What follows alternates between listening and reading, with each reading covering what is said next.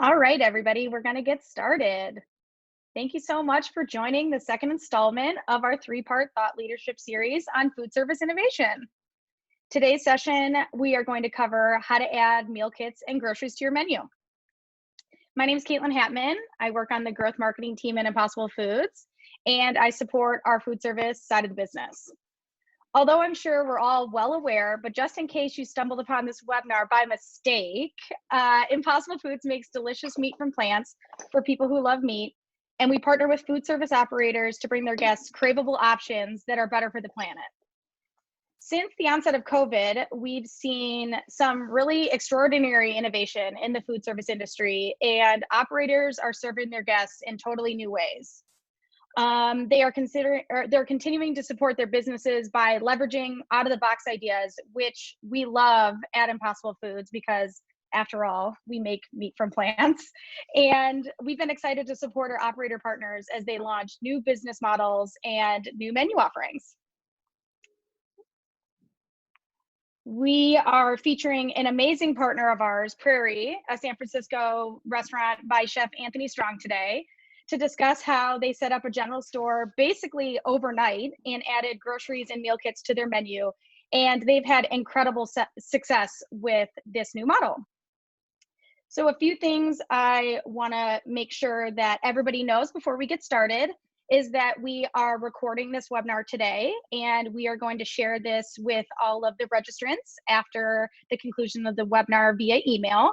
And we encourage you to ask questions anytime throughout the session using the Q&A feature at the bottom of your Zoom screen. So I'm going to try to go through as many of the questions live throughout the session, so please keep them coming. Now I'm going to pass it over to Jared Levan, our Manager of Customer Success at Impossible, and Chef Anthony Strong to kick off the conversation on setting up a general store and what the future holds for this great model. Take it away, guys. Awesome. Thank you, Caitlin, and hello to everybody tuning in. As she said, my name is Jared Levan, and I head up the customer success team here at Impossible Foods. We are here to support both the small and medium-sized restaurant operators that are currently selling our product. But for those of you joining us today who don't yet sell Impossible, we really appreciate you joining us, and we look forward to connecting with you again soon. The reason we're here, as Caitlin said, is to speak with a friend and esteemed chef that I know very well here in San Francisco about adding grocery items and meal kits to your business model as a way to get through the COVID pandemic. So I'm incredibly excited to welcome Chef Strong. I always joke with him that he's been feeding me for years, and I didn't even know it before I met him.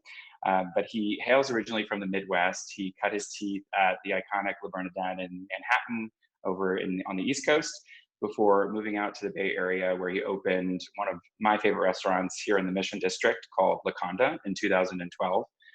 He's also known for his almost decade-long stint at the Delfina Restaurant Group, where he was acting executive chef and culinary director, during which time he really furthered the obsession for Neapolitan-style pizza here in the Bay Area at Pizzeria Delfina, where he opened their first location and then helped them expand into a multi-unit brand. So welcome, Chef. We're so excited to have you here. I'll give it over to you to speak a little about yourself, and then we can jump into some questions. Cool. Oh, thanks for the love and for the intro, and thanks for having me on. I have a restaurant in the Mission. It's called Prairie. Now it's a general store, and it is successful to the extent that we're able to keep some people employed and the lights on, and keep feeding our community and adapt to their changing needs.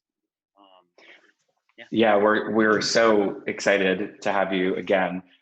For those that may not be familiar with Prairie, can you give just a quick summary of the concept, the inspiration for it? Obviously pre-COVID, like what was the vision? What was the concept behind it? Oh, sure. So you mean when it used to be a restaurant? Yeah, exactly. All right. So a long time ago, this was a restaurant. So we've been open just over a year, and I named it Prairie because I just wanted a blank slate, like a wide open space. And also I had a really bad punk rock band in high school in the Midwest in Iowa and Minnesota named Prairie growing up. But, you know, I wanted a wide open space and I wanted to rethink some things. And so very first thing that we did was take out the gas in the kitchen. So we're a live fire grill. Everything is done over charcoal. We have a grill from Texas, a grill from Spain, and a binchatton from Japan. And so it's like all grilled everything here. Which is also why we love the Impossible so much. It just tastes like magic off of charcoal. And yeah, so we've been just operating just over a year, and it's been going pretty well, you know. It's rough running, having a brand new restaurant and getting your sea legs. It's kind of interesting how the general store came about, though, because we saved up every bit of cash that we had for the first year. After the first year, and in mid-February, we shut down for a few days to upgrade the space, and we put in something that we lovingly called the campfire room. Opened up the kitchen, built this like beautiful giant semi-private room. Not giant, it seats like 14 people. With one big redwood table to host nightly family-style dinners off the charcoal grills. And it was while I was swinging hammers, literally with my dad, like building the thing, that we sort of started to joke around, like, oh wow, yeah, this coronavirus thing in Wuhan's getting pretty hardcore. I wonder what's going to happen to family-style dining with strangers if this hits the U.S. After a bit of a like haha moment that we had over it, I was actually like, I wonder what we would actually do. And so that's when I started thinking ahead and coming up with a contingency plan in case things got real. So, you know, what appeared to be kind of like an overnight kind of switch into a general store, I had actually been planning for at least 3 weeks. Yeah, so I've eaten at Prairie many times before, and I know that you haven't previously done any takeout or delivery from the restaurant. So when you thought about setting up a general store or just selling items to go in general, how did you go about setting that up? Well, yeah, I knew that for us, takeout and like traditional takeout and delivery weren't going to be the best option. I had briefly experimented with a delivery only concept that was successful in that it was busy, but it was also a good learning experience in just how difficult it is to run delivery off of third-party services and try and make money on it. So I wasn't about to touch that. And I just sort of started thinking about what people were gonna need, you know. I think our community's needs have changed, and you know, first and foremost, I just wanted to adapt to that. You know, get people products that might be sold out at conventional grocery stores, which we have access to. You know, get people things that they can gather on one trip out, and then cook at home, as opposed to everybody trying to leave their houses around mealtime to go pick up takeout. You know, we wanted to, you know, so we wanted to adapt to what people were needing, and grow to fit their, you know, their changing needs, and also and keep things safe too. Yeah, I mean, you hit the nail on the head. The virtual kitchens and the ghost kitchens are popping up seemingly everywhere, especially right now with the onset of the pandemic and as we work through it. I noticed that when you go to your website, the general store is powered by Square, and I know that I've received many of your emails also from Square. So were there challenges to getting the general store, like the actual infrastructure and the items? Was that a difficult process, or did that actually happen pretty seamlessly? Well, luckily, we use Square for a POS in the restaurant. We use the restaurant platform, and we were able to drop our site, drop all the items onto our site. It's definitely a crash course in e-commerce. You know, I mean, like, I think the most difficult thing for us is just it, it's a completely different model. You know, we're used to playing restaurant, and we have enough enough food in house, and it's all very perishable, you know, market driven product. We have enough food in house in our inventory for maybe a couple of days. And so for us to be like for us to switch gears and start ordering things like, you know, massive amounts of dried pastas and, you know, shelf stable items, things like that was definitely just a shift in mindset. I think also that one really difficult thing for us is that because we're just a small 60-seat restaurant, we have serious space limitations.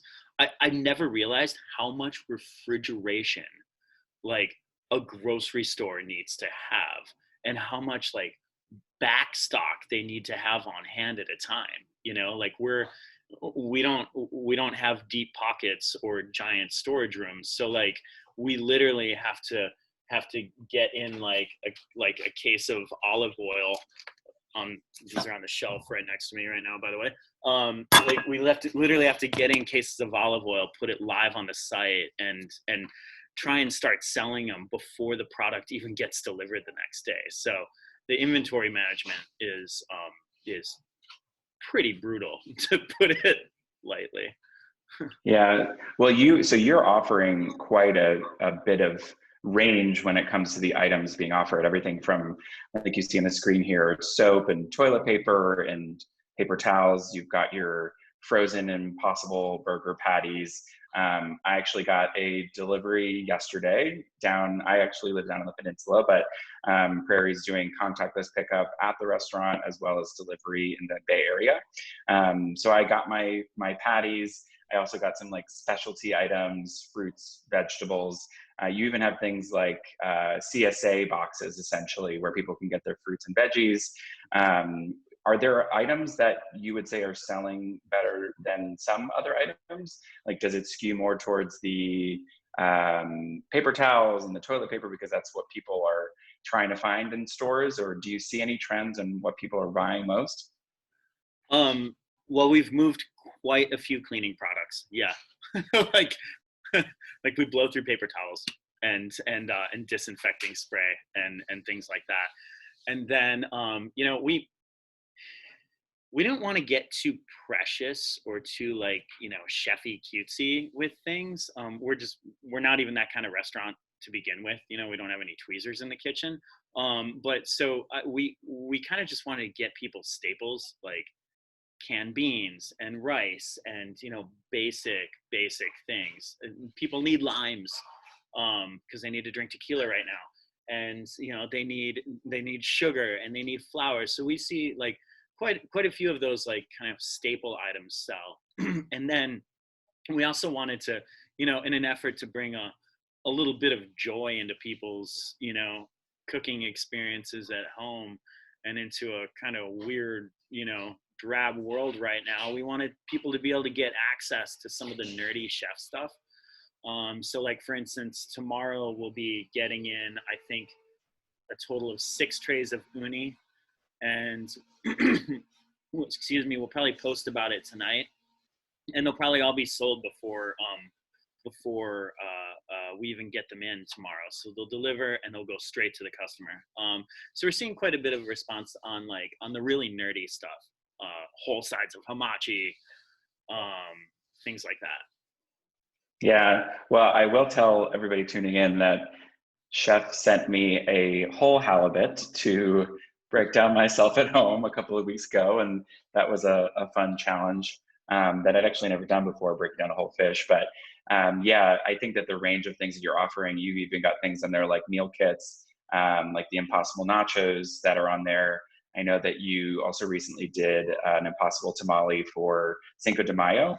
And I believe there were proceeds that went to a charity, is that correct? Or an organization, a nonprofit? Yeah. So the tamales that we did, the Impossible Tamales that we did for Cinco de Mayo, uh, all the proceeds after the food cost and the labor went to UndocuFund SF, which is supporting undocumented workers during the COVID pandemic.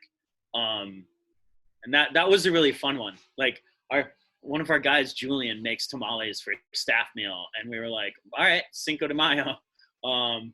Bring your friends in. It was like six people around the table just hustling out, tons of tamales.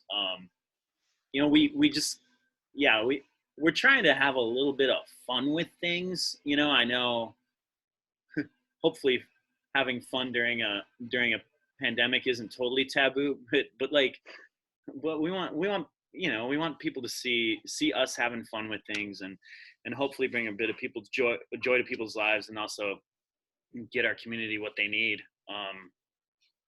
Yeah. Yeah, so with that in mind, I know I've seen some of the behind the scenes stuff happening through your social channels and on Instagram, but I'd love to stop for a moment and talk through things like marketing and how you think about being successful, even though this is a huge shift for your business model. So can you kind of walk through the ways that you are getting the word out to your consumers, to the restaurant goers, and just kind of everybody at large to tell them about what you're offering? Yeah. So the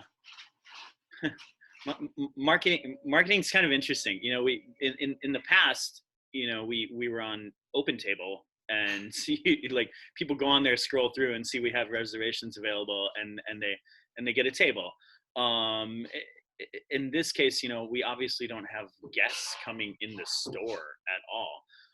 But the very first thing that we did was, in an effort to support like the immediate community around us, we just started reaching out to everybody that we knew in the mission and all of our guests who had come into the restaurant,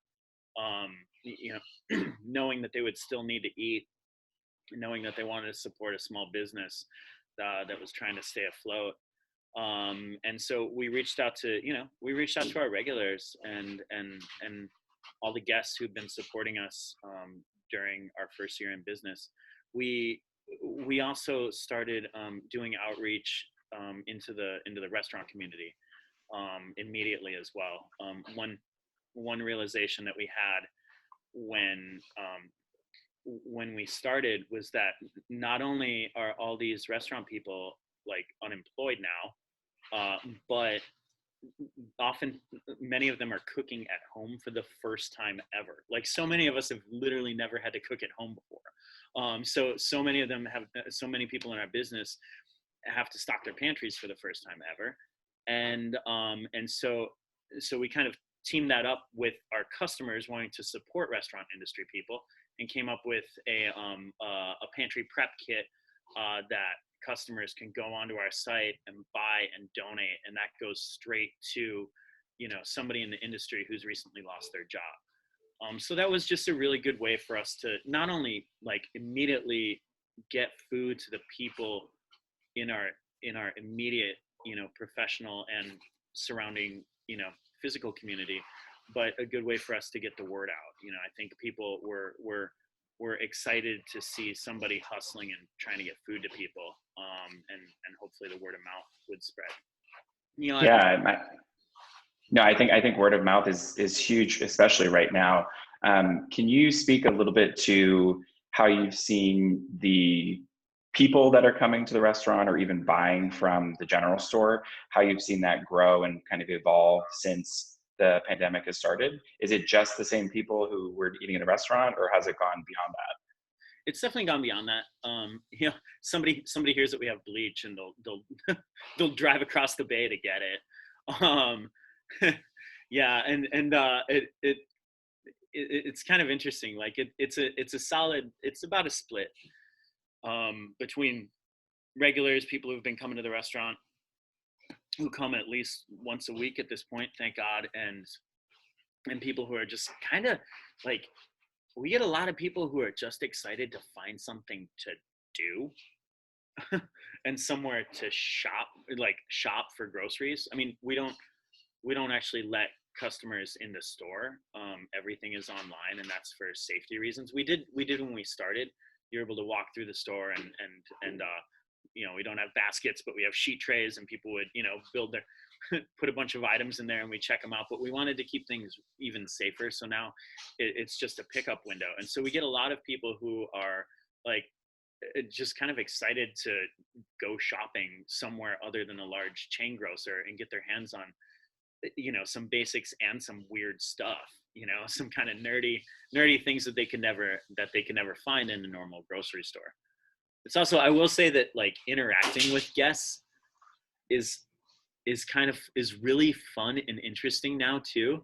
Like you can tell that it's people's like only time out possibly that day, and so our customers have come up and just like they're excited to tell us about their baking projects and about like everything, and it's kind of cool to see. And in that respect, we feel like we're continuing our mission of hospitality and being a part of the community and providing them not only food that they need but interactions that they kind of need too. Yeah, definitely. Oh, go ahead, Gentlemen, Caitlin, we sorry. have some questions that have come in from the audience. So I think Amazing. that this is topic appropriate. Based on the things that you're offering, how have your distributors that you partner with, how have you worked with them to make your store, like to get your offerings that you're doing? How have you partnered with your purveyors and your distributors to put the items on your shelves? Yeah, okay, that's a really good question. So one of the most important things for me from the start was supporting the people who we already worked with. We're not a grocer. We don't we don't sell retail products. But so we don't have access to that supply chain really. But I also wasn't about to start reaching out to like a giant retail vendor and distributor to get those products. I wanted to support the people that we already do business with. So it has been hard to get certain things. Like we buy 50-pound bags of flour, we divide them into 4-pound bags, that sort of thing, because all of our distributors sell bulk. But one way that we started working with our suppliers from the start was actually asking them what they needed and what they needed to move, and see how we could help on their overstock.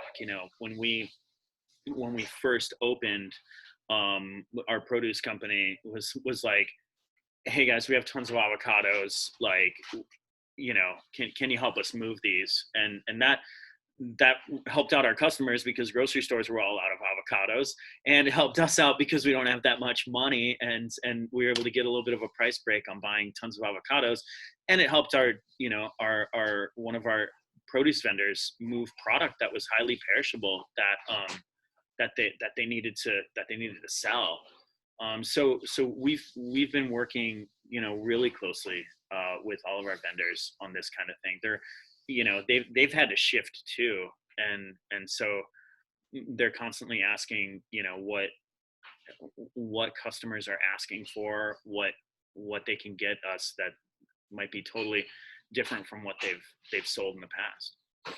I think that's incredible. And based on, what I know, you're keeping the entire city of San Francisco in flour and yeast because they can't get it from anybody else except for you. So yeah, we've been slinging quite a bit of flour, that's for sure. On the fresh produce side, there's a question about how much fresh produce are you having an offering in your store, or is it mostly shelf stable items, or is it based on, in your partnerships with your purveyors, what you just described, if they're looking to, offload some things? Yeah, it's a combination of all of those things. We have refrigeration for a small 60-seat restaurant, not for a giant grocery store. So we unfortunately can't offer a ton of produce. We're trying to get people like some some staples and some fun things that we're able to get our hands on. So the offering for produce isn't huge, but it satisfies the need. Like at the end of the day, like bags of kale and romaine and chicory mix are totally doing the job for us. We don't need a whole 20 item green section. And I think that the important thing too is that the community already trusts us as a restaurant and as like a chef led restaurant, so they know we're getting good products to them, and that if we might only have one thing, we might only have broccolini or cucumbers, but they're both going to be amazing product. And yeah, I a lot of it is just working with our current our current vendors, our current farmers, and meat suppliers and whatnot to find out what they need to move. And speaking of some of the fun chefy items that you've been talking about, a question came in that is about the Japanese products that you have offered on your online store. Can you talk a little bit about how you partner with faraway distributors, or where you get some kind of more of your chefy oriented items? I mean, yeah, I'm a chef, and and so these are a lot of things that we've used for forever in the kitchen here, that I think are kind of a first for some people to see. Liquid shio koji, for instance, is like cheating. It's like we put that in like everything. I think Jared, I think you have a bottle of it at home now, right? I'm on my third bottle. Thank you. Yeah. Yeah. So I don't know. We're just kind of we're talking to people that we already worked with, and getting a little nerdy with it. I mean, like for instance, I just went yesterday and picked up like 8 cases of those matcha, poke sticks from those Japanese matcha poke sticks.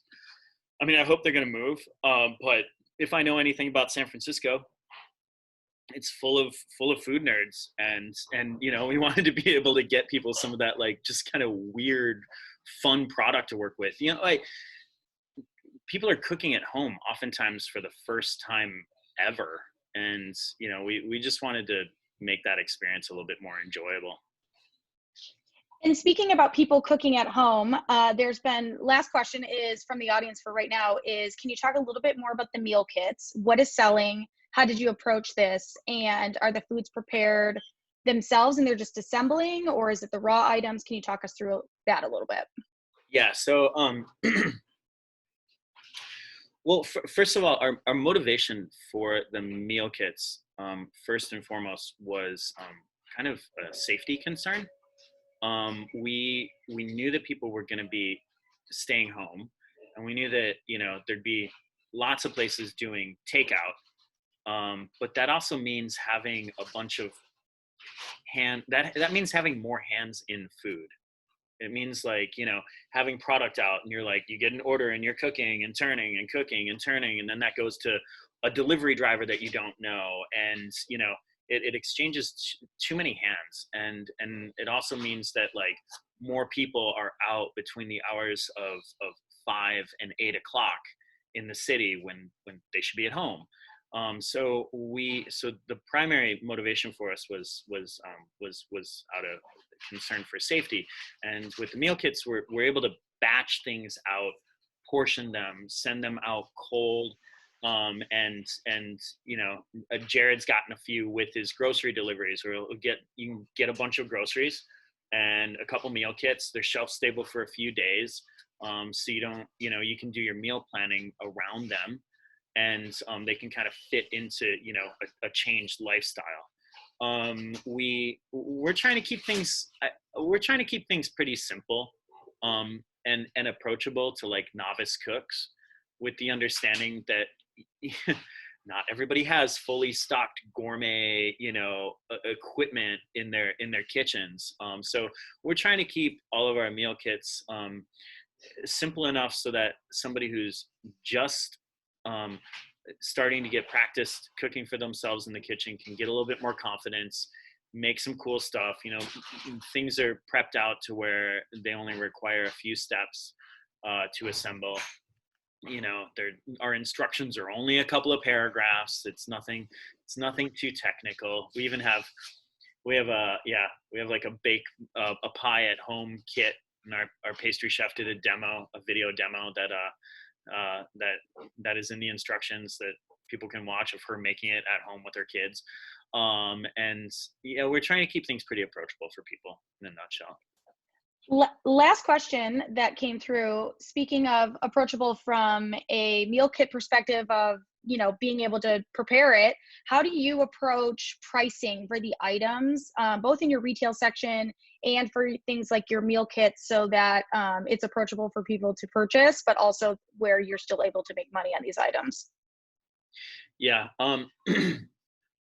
Pricing is a tough one. It's a whole different game. I mean, we're used to operating as a restaurant, and thankfully the bar for success is set pretty low. The bar for making money is set pretty low for us, especially operating in San Francisco, which is pretty expensive.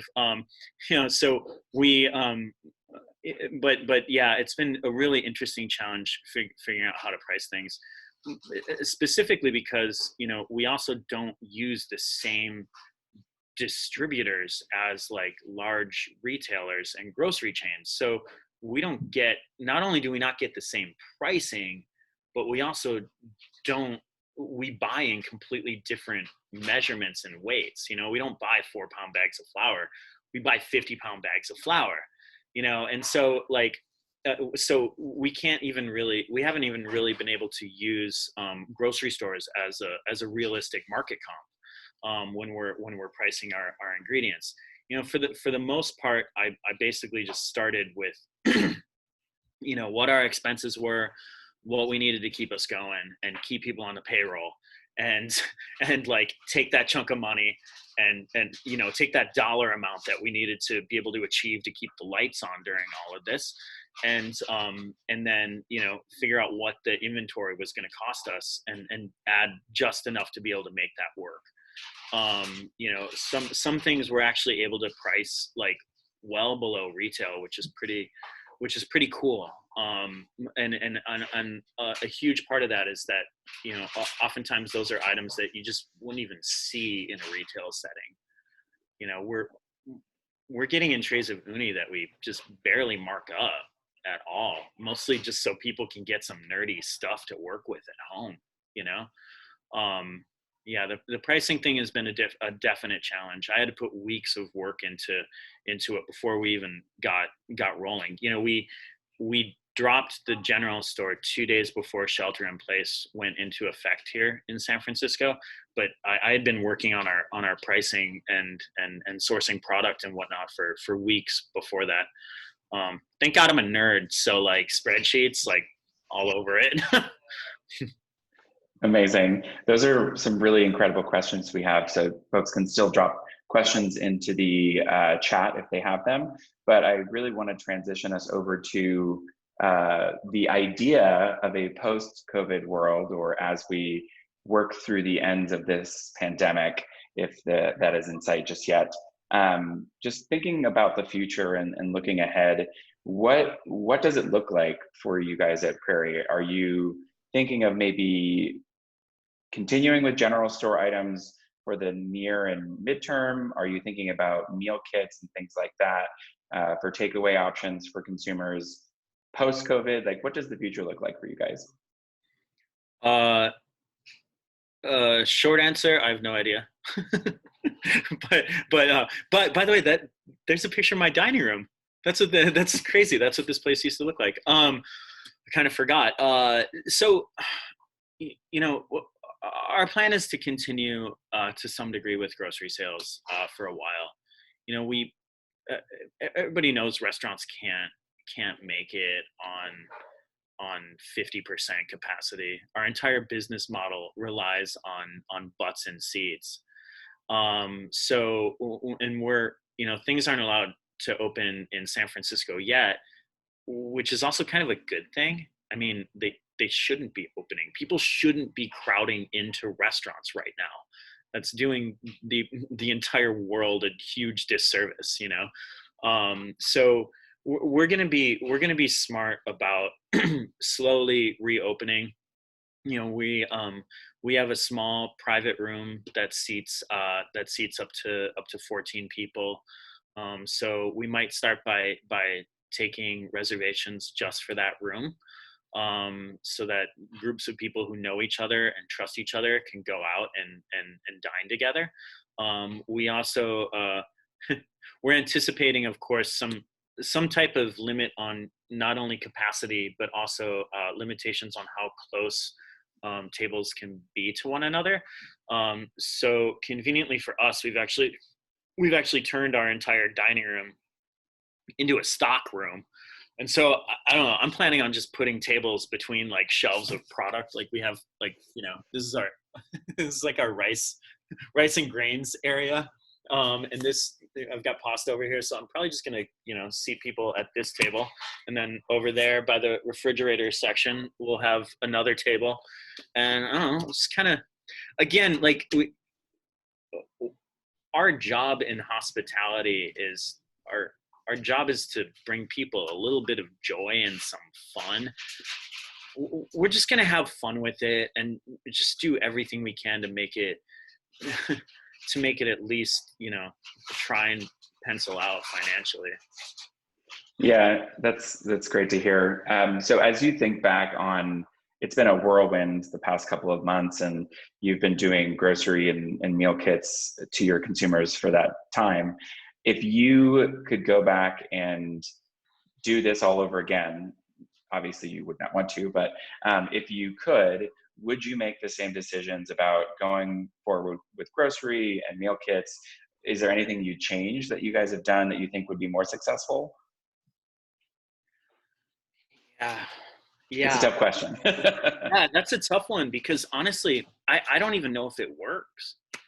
You know, like we're not, I mean, I can tell you we're not making money, but you know, we're able to keep people employed. I mean, that's huge. I mean, success is like that.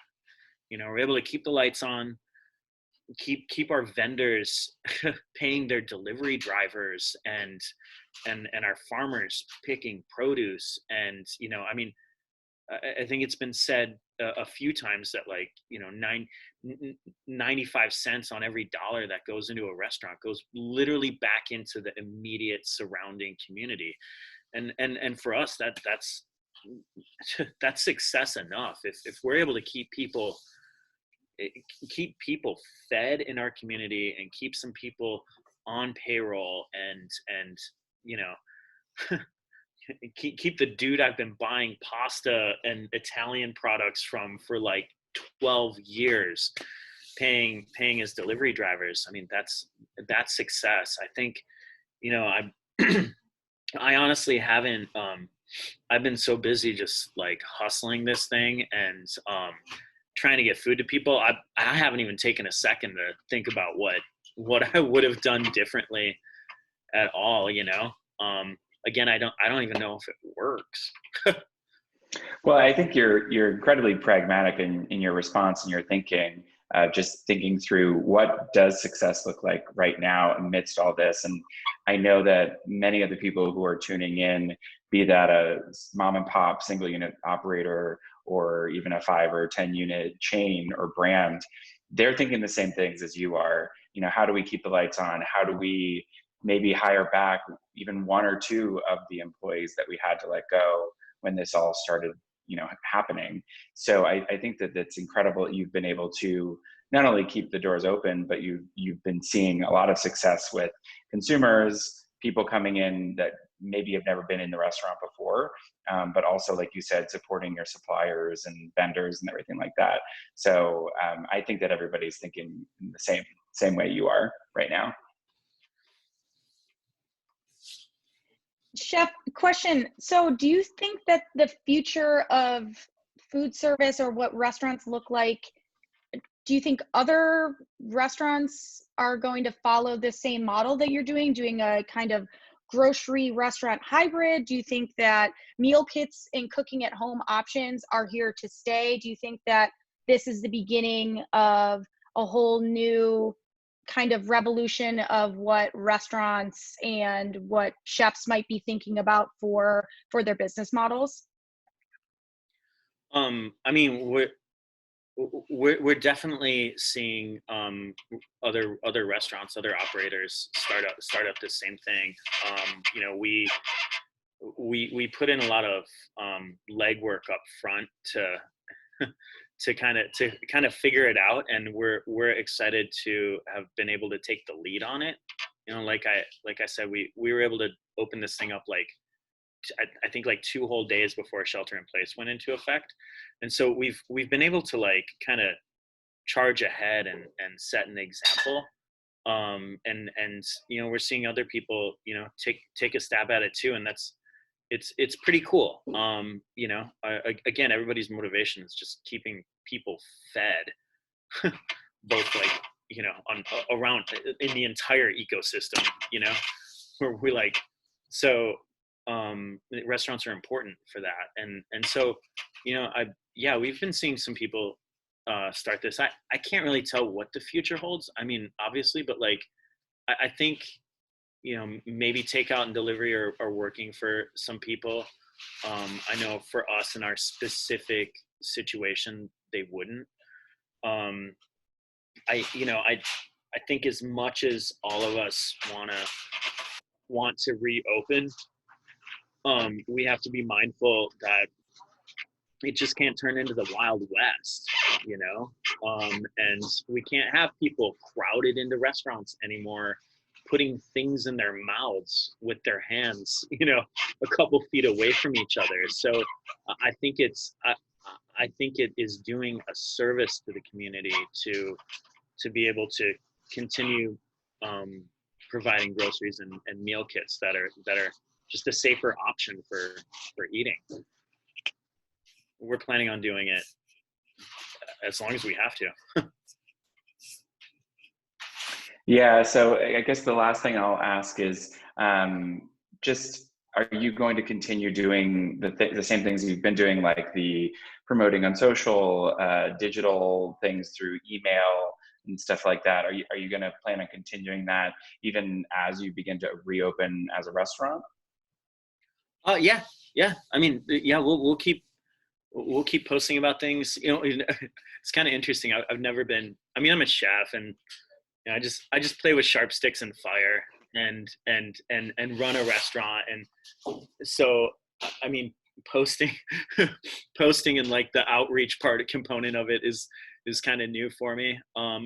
We just post things like, hey, we just got eight chili pepper rock cod in, who wants them, and we hope they'll sell. You know, for us, it's such a like direct thing.